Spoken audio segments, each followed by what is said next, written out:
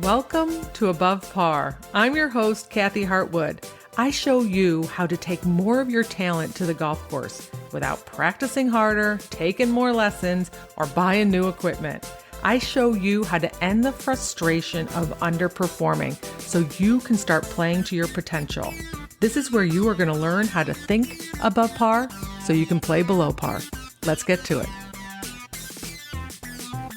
Hey there, my golf friends. How are you? It's nice to have you back. So I'm just going to jump in today. I just feel like I need to speak up and speak out about women's sports. And I totally do not mean to be political in any regard. It's just my heart has been really heavy this last few weeks with some of the things that have gone on in the college world as well as women's sports. It took me a while to kind of sort out exactly what I was feeling and what I was thinking. And so this might be a mess, but my whole purpose is not to get any hate mail by this or to alienate people.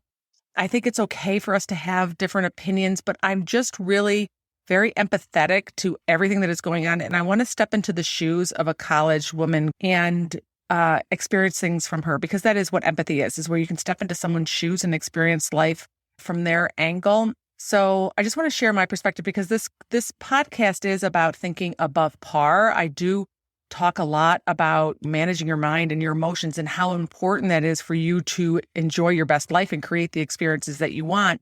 One of the things that I want to share with you is that when I grew up playing golf, a totally different era, like I have 3 just out of college kids, early 20 kids. I'm a totally different era. And when I tell them these stories about what I experienced, their mind is blown away because they don't have those hurdles right now as a woman in golf. Things are just so much more open for them and acceptable for them. And I love that. But I want to just tell you a couple stories about things that I experienced. And some of you may know this for sure. I did not always, as a woman, have access to a golf course all the time. There were rooms that weren't available to me, grill rooms that weren't available to me. I'm not complaining about that. That's just the way things were. I went over and played on the European Tour. I had to walk past a sign that said no dogs or women allowed in that order to go play that golf course. I went with Kelly, my friend Kelly, and I remember taking a picture of that, and it's in some Kodak film somewhere in a box in an attic. I can't find it. But I remember taking it. I'm like going, wow, like making the point to put dogs first. Somebody really had some forethought in there. And, going in there and wanting to get a drink. And there's 2 guys, 18-year-old guys in this huge grill room, the longest bar I've ever seen in my life, sitting at the end of it, yelling at us to get out of there, to go sit in another room. And maybe someone would come down and give us something to drink. I remember being at plenty of clubs where I was not allowed to play, even as a professional golfer, before noon. I was a member at Bay Hill, but I could not play before noon on Saturday as I watched groups of men go out there and top the ball off the tee.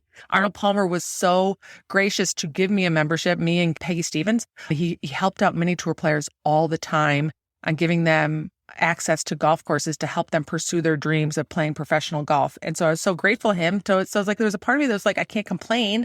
I'm so grateful to be there. But all my buddies would go out and play in the morning on Saturday, and I stood on the tee watching all these guys top it, just beginner golfers, and just because I had boobs. And that was very frustrating for me. Probably the biggest moment at all was when I went and played the golf club. I used to not say the name of the course out of respect for the man who was the member there. He has since passed away. So it was the golf club, which is in Ohio. And we got invited there. I was dating my husband at the time. His father really wanted to play that golf course. I was stopping at playing in a professional tournament somewhere in Ohio. So they picked Sunday. I had no idea that it was a men's club, that women weren't allowed to play until after 2:00 on Sunday. I showed up, gravel parking lot. There's maybe 1 car in the whole parking lot. I did not see a soul. I was pointed to go in between this opening into the back of the clubhouse. That's where I could go to the bathroom and change shoes. It was a janitor's closet. There was just a toilet sitting there next to a dirty bucket and a mop. I changed my shoes. I go out. I don't know where they are. They're somewhere in the clubhouse. So I putted. As I was putting for a few minutes, a young kid comes out, about 18 years old, 19 years old. He was younger than I was. And he came up and he said, ma'am, and he looked at his watch. He goes, it is 1:56. You have 4 more minutes before it's 2:00. I need you to go stand underneath that willow tree on the side of the green for 4 more minutes. And I was like, you got to be kidding me. He's like, nope, I need you to go stand underneath that willow tree. You're not allowed on property until 2:00. And I remember walking under there. It was like this walk of shame. It was like I part the branches of this willow tree. I don't even know if that willow tree is still there at the golf club, but there's a willow tree next to the parking lot. And I'm standing under it, like looking through like bars like I was in jail. I was like, you've got to be kidding me that I'm standing on the street for 4 minutes. This is ridiculous. There's nobody here. The guys that I'm playing with come walking out and said to me, what are you doing? They were laughing. I said, well, I was told to stand underneath this willow tree until it became 2:00, until it struck 2:00. They laughed and they're like, come on, let's go play. I was so mad. I was so angry and humiliated. And I couldn't really get my finger on it. I felt like I couldn't speak up. I felt like I couldn't say anything because I didn't want to ruin Mark's dad's day. I didn't want to offend the host out there. I didn't want to make an awkward situation for Mark. So I sucked it up, right? I sucked it up, but I do not remember one hole. I was so angry. I suffered in silence that whole day. And I tried to think about why it made me so mad. And it wasn't that I wasn't really mad at the guys who I was playing with. I was a little irritated that they laughed at me and kind of poo-pooed it. I wasn't mad at the young kid who was doing his job and telling me to go stand underneath the willow tree. I was angry that it was all okay to everybody. Like, why is that okay? Why is it acceptable to like go tell me to go stand underneath a tree? Why is it acceptable to have a sign that says no dogs or women allowed in that order? Or for me to be a better golfer, one of the top golfers in the country at that time, there were not very many of us who played professional golf or pursued professional golf as women. It was a very small percentage of all female golfers. Why was it not okay for me to go out and play golf whenever I wanted? And what happens when you get accepting or you get hearing and thinking, or you keep asking yourself, like, why is that okay? You start just settling for, it's okay. It's okay. This is what happens. And there's this space in between being encouraged and discouraged. You're not encouraged, but you're not discouraged at the same time. There's like this empty void right in between the two of them. And if I did not have a parent or a dad who was a golf professional, or a brother who was very into the game, and it was a family activity and we hung out at the golf course all day, it would have been amazing if I continued playing in the sport. There were just so many hurdles and emotional hurdles to get over, right? That's like so much. I talk about this in the podcast. There's just like so much work to negotiate your brain and your thoughts and your emotions and keep going and stay motivated and driven to keep playing. So fast forward to the NCAA championships. And please hear me when I say that I am not against transgender at all. I think you can be for people being transgender and living the life that they want and not okay with what was going on with the NCAA championship with those girls. And the reason that I say that too is that picture of their faces on the stage as they got their awards. It was a feeling I felt like I knew.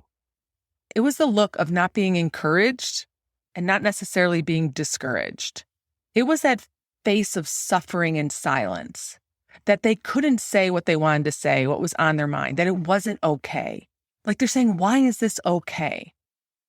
Who made this okay? As they're working their butts off to get into that position where they are, and that I don't want women's sports to go back, even though the circumstances are totally different. I went back to a time where it was a man's world and there were like a lot of barriers for women to play the game. I understand that. It was more about that feeling of it just not being okay and that feeling of having to work extra hard to stay motivated in sport, to keep going and pursuing your dream.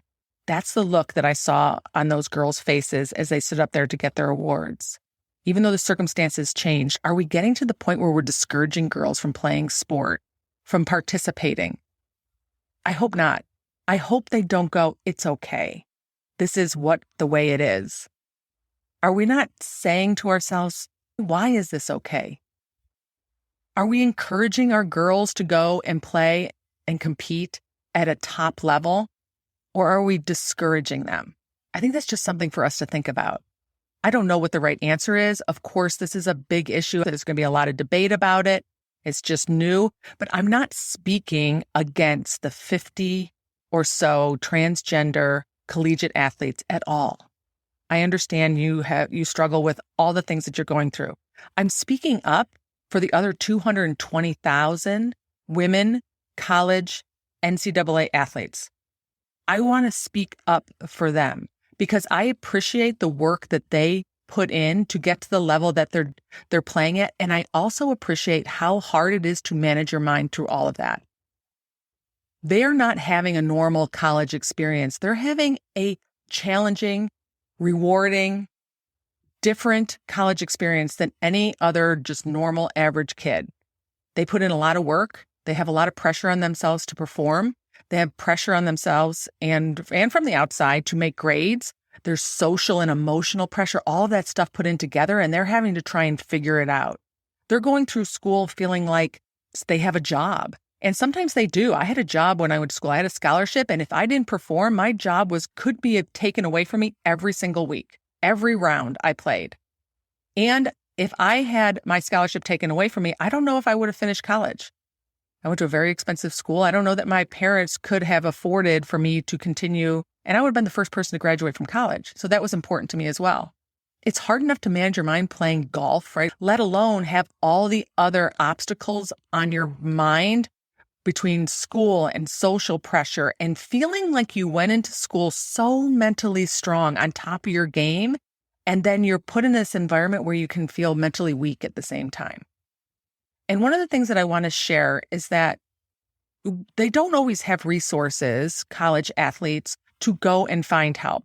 Your coach is not always a great person to go to because if you're telling them, I'm struggling, I'm feeling a little down, I'm having a hard time getting my head wrapped around all these social pressures that I'm going through and emotional pressures, I'm feeling a little not very confident and doubtful and all these things, you can't say that necessarily to your coach because your scholarship's on the line. Your place on the team could be on the line.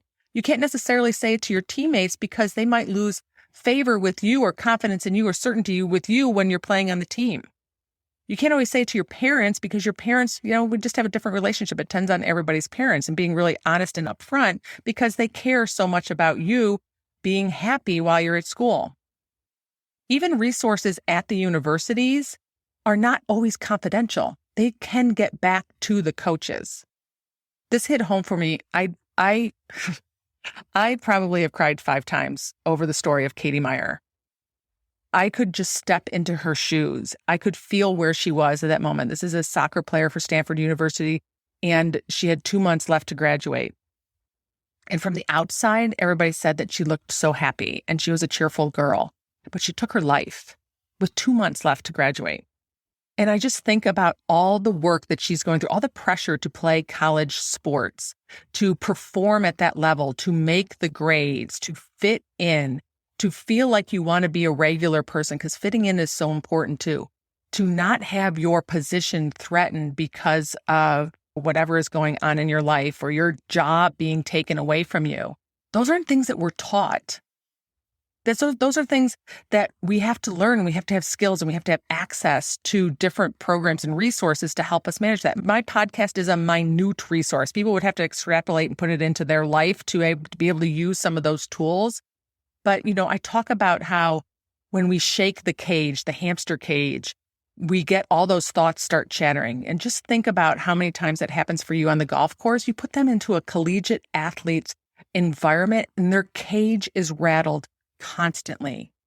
We're not meant to be underneath that much stress at school. And my heart broke for her family, for her teammates, for her. I just pictured the pain, the internal pain that she was going through as she suffered in silence.